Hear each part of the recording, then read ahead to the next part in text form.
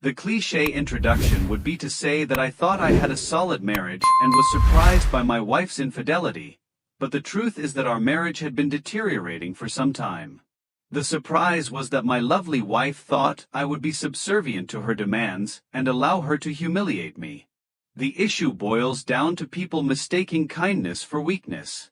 19-year-old daughter who is in her first year of college. Our marriage had been stale for several years. Tammy had grown aloof and uninterested in our relationship. We still had intimacy, but it was dwindling. I believe that approaching 40 and becoming an empty nester threw my wife over the edge. Unfortunately, our daughter Robin discovered the first proof of my wife's illness. She was home for Christmas vacation and 30 minutes after I handed Robin the computer, she stormed into my office. "Dad, what kind of kinky stuff do you enjoy?" I looked at her bewildered. "I mean all the pornographic vids you've been watching, and what's with all the holding crap?" Robin put the computer in front of me, displaying an untitled folder containing a plethora.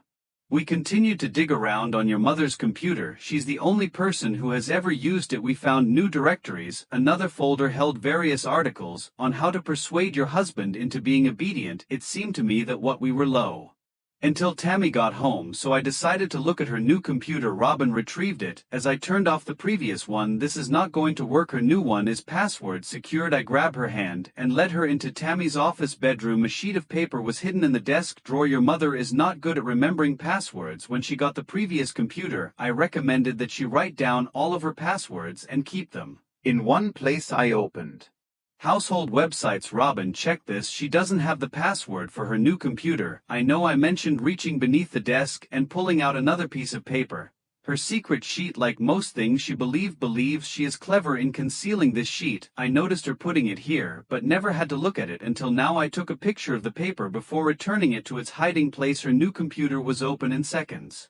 Conducting our search, which was cut short when we heard the garage door open, we turned off the computer and put it back where we found it.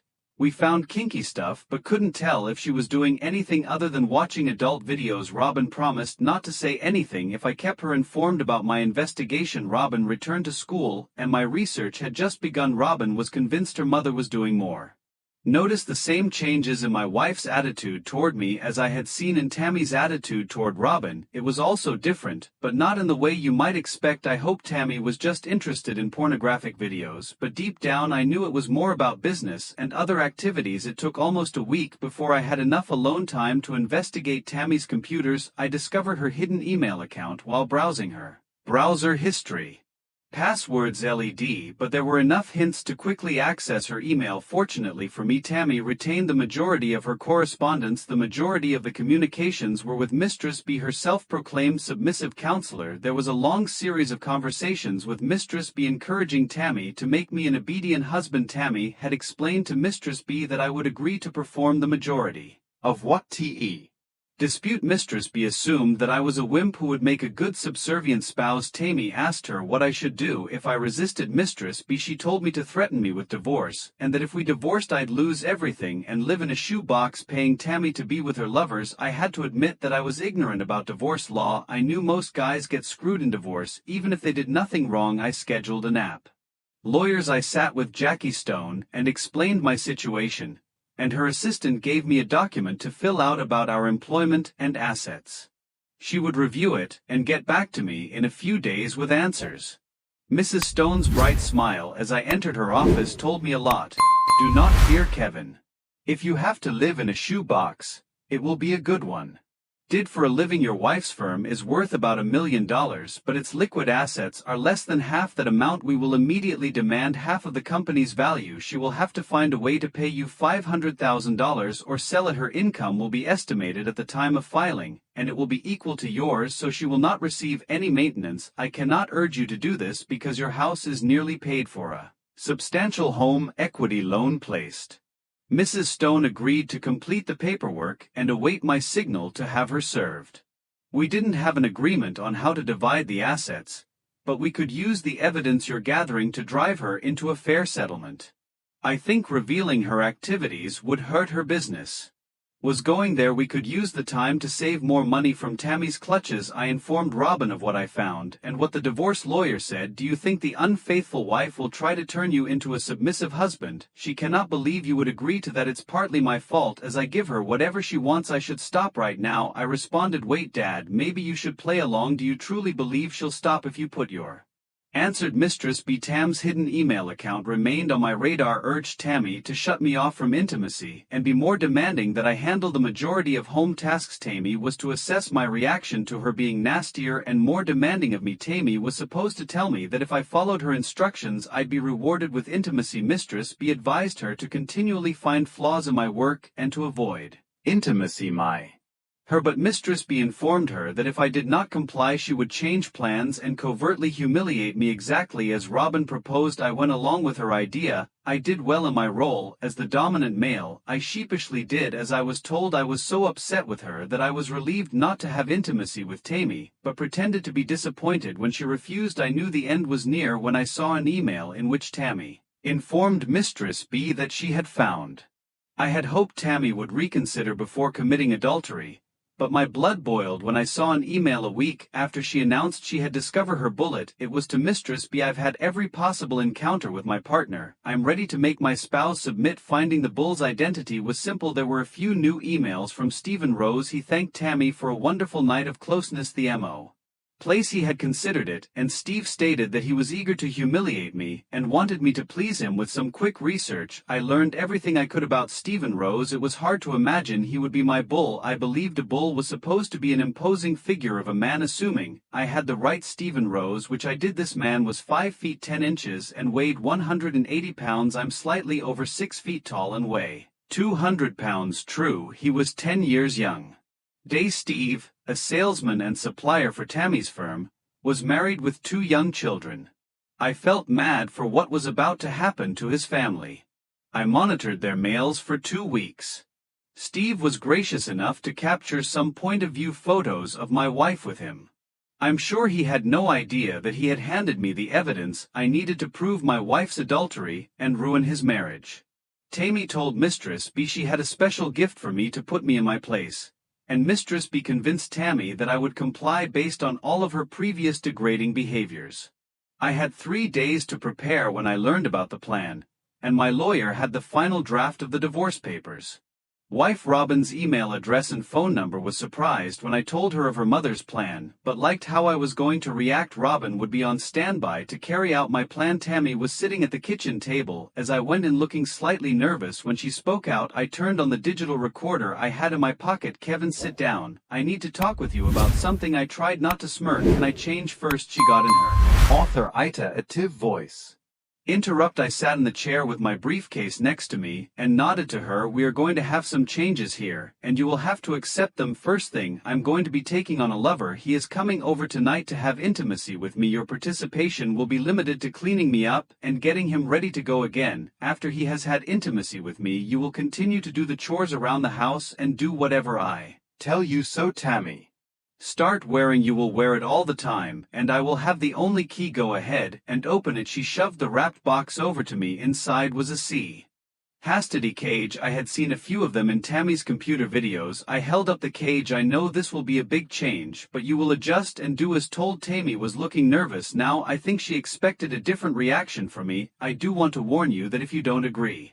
I pulled out my cell phone and sent the pre-planned email to Steve's wife, then hit Robin's number. Yeah honey, she laid the law down to me. You won't believe it, but she just laid the law down to me.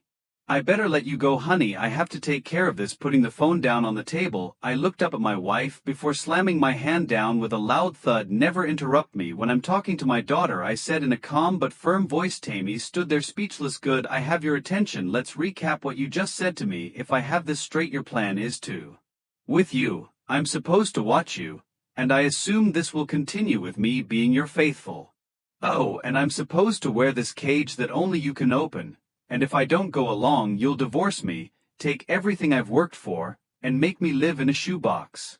Pulled out her phone and called Steve. Her confidence was eroding quickly. Who is Steve? I grabbed the phone from her hand, punching in her code to open it. Just as quickly I hit Steve's number from her contacts, putting him on speaker. You know Steve, your bull. Steve answered on the first ring. Hey baby, how did the wimp take it?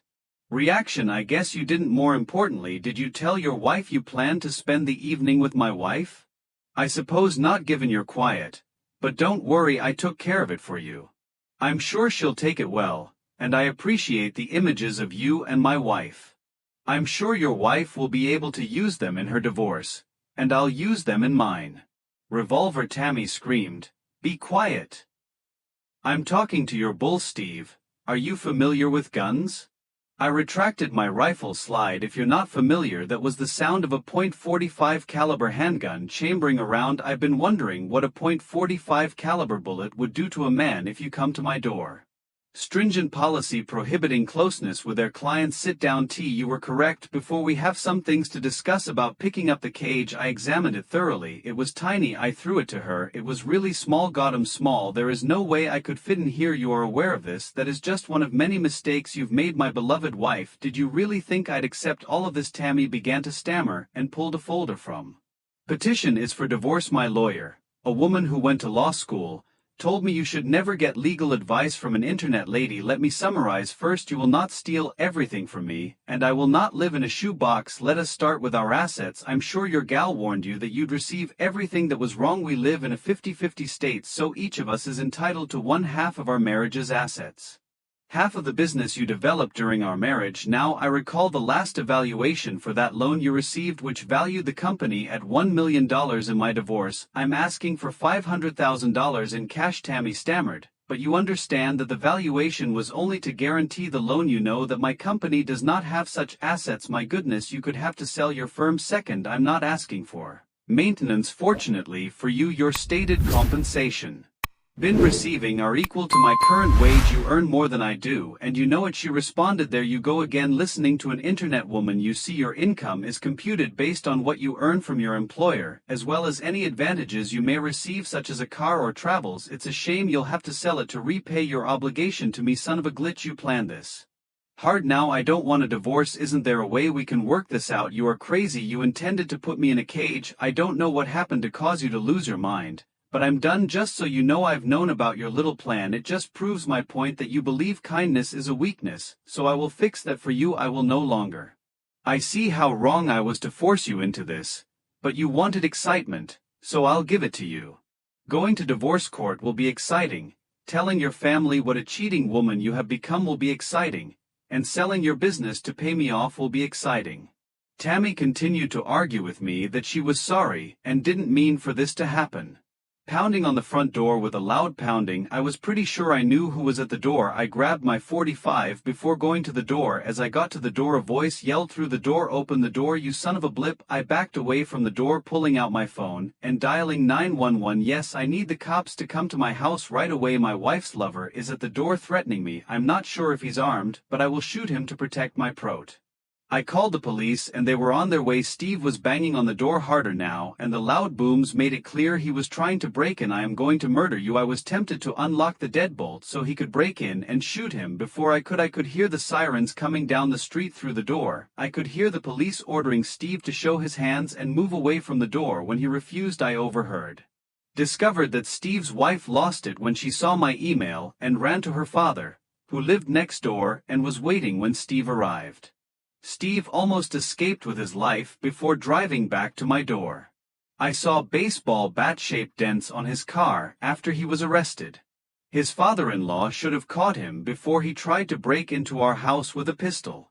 I threatened Tammy with a restraining order if she didn't move out, knowing no court would approve it, but she didn't. Tammy moved in with her parents, kicking and screaming the whole time but trying to talk and saying she didn't want a divorce. Tammy hired a lawyer who insisted on meeting in person to finalize the divorce details. Mrs. Stone warned me to be prepared for her to attack everything in her path. I was not going to let him frighten me. Tammy and her lawyer tried to talk me out of the divorce, as one would expect. She tried to act charming and innocent. Honey, this was all a huge mistake. I felt this would help our marriage. You have to trust me when I say Steve and I were never intimate. I did not cheat on you. I just stared back at her, not saying anything. Her shady. Forgive you for making baseless allegations of infidelity against Mrs. Stoffman. If you insist on proceeding, we will file a countersuit for slandering Mrs. Stan's good name. I giggled while staring at my lawyer. You said they'd try it. Mrs. Stone opened one of the folders and passed numerous photos to Tammy and her lawyer. I believe these will prove to be different. I paused and stared directly at Tammy. I will not stop the divorce. You can fight all you want, but I am finished with you. I sent another photo to her lawyer. Here's a picture of the cage. She wanted to put I will not forget or forgive Tammy and her. That Steve had taken pictures of them. Things were getting heated. But all I could make out was Tammy telling him he said he had pictures, but I didn't believe him. I had my eyes closed. I wasn't watching him while he was with me. Mrs. Stone suggested we take a break for the lawyers to confer with their clients, and Mrs. Stone and I laughed as we left the room. When we returned, Tammy had a different look on her face. I could sit through how many sessions they could throw at me. If we can't convince you to end this after counseling, we need to talk about asset division. Your plan for splitting assets is unacceptable. Tammy's lawyer pulled out the folder containing our property division. Your demand for $500,000 for Mrs. Stan's company is absurd. We need an independent evaluation of the business first. My lawyer smiled at me as she opened a folder and pushed a stapled stack to Tammy. Mrs. Stoffman, this is a loan application for your business. On the last page, you will find your signature and a paragraph that you signed under penalty of perjury. You mailed this to the bank after it was notarized. Your company that you put on this application was not true. That is very troubling. Not only would you be admitting to perjury, but because you used the postal service you have committed mail fraud. I know your attorney does not specialize in criminal law, but I'm sure he knows that the feds take mail fraud very seriously. Well, Tammy, maybe it is you who will be in a cage, I said, laughing. Tammy went pale, turning to her attorney. When standing on my doorstep, Tammy looked rough. Her hair was a mess, and her eyes looked like she hadn't slept in days. Kevin, we need to talk. Didn't we do that the night you planned on making me a wimp husband? I led her to the kitchen table, where it all went down. What do you want to talk about, Tammy? I can't do this. Trying to put me in jail. My parents are angry at me. I heard my dad tell Mom I was a cheating woman and wanted me out of the house. Steve's wife came by my parents' house and told Mom she was going to kick my back. Sounds to me like you are getting just what you desired. Isn't it exciting? I asked, tears streaming down her face. You really wouldn't put me in jail, would you? Other hand, now I can't understand how you ever thought I would accept that. I'm sorry I got caught up in the excitement of what I was seeing online. That woman told me you would enjoy it. She said the fact you took on the household chores and didn't complain signal that you liked being dominated. Tammy answered, or maybe that I'm a nice guy who wanted to make his wife happy. Tammy, we're wasting our time. I'm not backing down. I would hate for you. 2 months later, we were back in the same conference room at my lawyer's firm. Tammy looked as bad as she did when she showed up at my house. She looked defeated. Mrs. Stone told me that Tammy had a contract to sell her business after paying her attorney $400,000. Their initial offer was for half. We rejected that offer and started off wanting it all. The meeting was to finalize the financial details of the divorce. Tam's lawyer cleared his throat, pushing a folder to my lawyer. My client agrees to your latest settlement offer. Mr. Stan will have sole title to the marital house. Each party will retain their retirement accounts. The bank accounts were split 50/50 and will stay that way. The final item is Mrs. $400,000. Once Mrs. Staffman receives the funds, Mr. Staffman will receive a check for $320,000. I'm assuming we don't need to put Mr. Stan's agreement not to bring up the unpleasantries of that loan paperwork in the settlement agreement. Mrs. Stone stood up. No, I don't think you want that in writing anywhere. All we need to do now is file the signed divorce paper with this settlement. I think we're done here. I felt sorry for Tammy as I waved at Mrs. Stone that I would talk, and the other left the room, leaving us alone. I'm sorry, Kevin. I know I'll never win your trust again, but can you please help me with Robin? Our daughter won't talk to me or meet with me, and when we do talk, she calls me horrible names. What did you expect? Did you think she would support you putting me in a cage and taking on other men? We'll have to work this out yourself. Tammy put her head down, shuffling out of the conference room. I so wanted to ask her how she was handling all the excitement she brought on herself, but that would be piling on. I had done enough, and so we've reached the end of today's story. Was it what you expected, or did it take a twist you didn't see coming? I'm curious to hear your thoughts. If you haven't subscribed yet, now is the time to join our community. I post new, intriguing stories every day, so click subscribe and turn on notifications to never miss out. Thanks for watching, and see you in the next one.